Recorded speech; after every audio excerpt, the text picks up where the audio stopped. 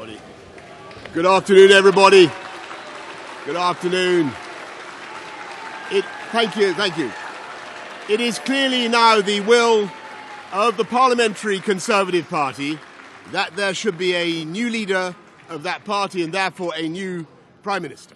And I've agreed with Sir Graham Brady, the chairman of our backbench MPs, that the process of choosing that new leader should begin now. And the timetable will be announced next week. And I've today appointed a cabinet to serve, as I will, until a new leader is in place.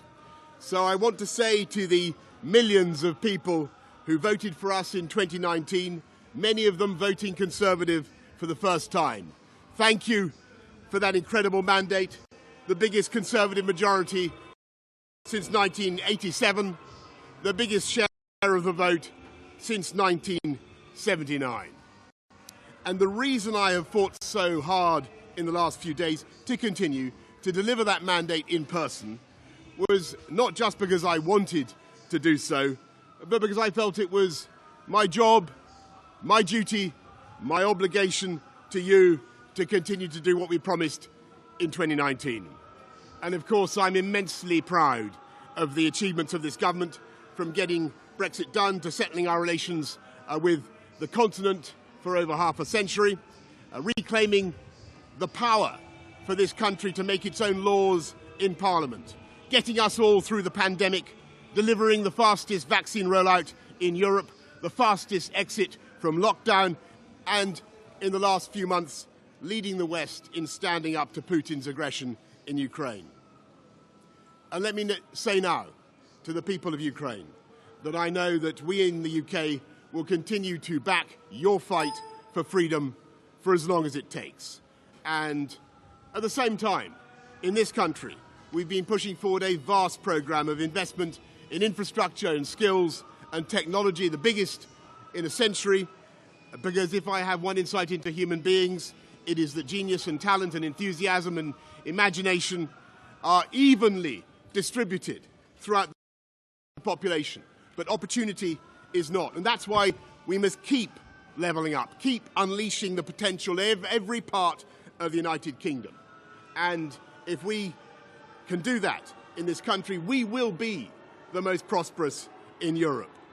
And in the last few days, I've tried to persuade my colleagues that it would be eccentric to change governments when we're delivering so much and when we have such a vast mandate and when we're actually only a handful of points behind in the polls, even in mid-term after quite a few months of pretty relentless sledging, and when the economic scene is so difficult domestically and internationally. And I regret not to have been successful in those arguments, and of course it's painful not to be able to see through so many ideas and projects myself.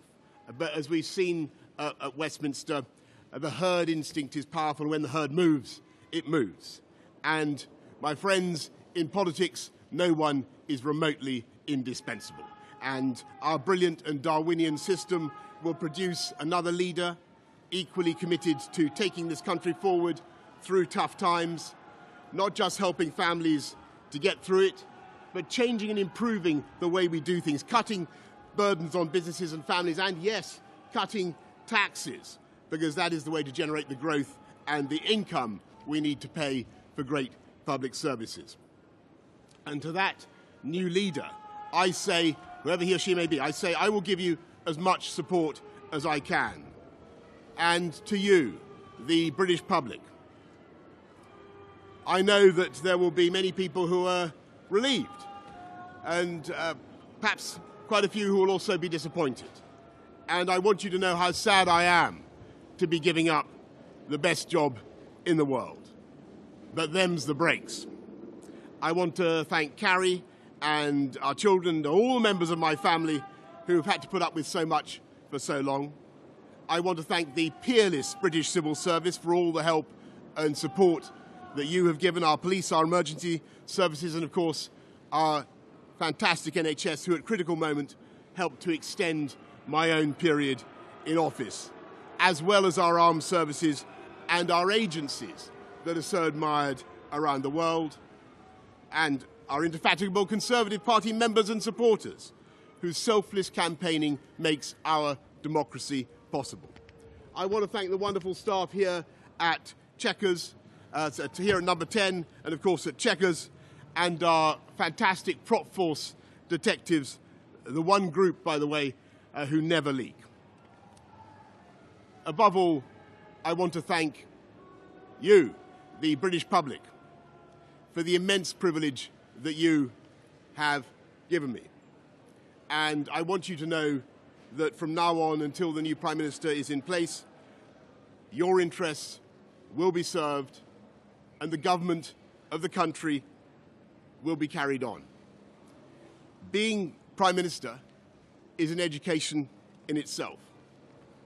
I've travelled to every part of the United Kingdom, and in addition to the beauty of our natural world, I've found so many people possessed of such boundless British originality and so willing to tackle old problems in new ways that I know that even if things can sometimes seem dark now, our future together is golden.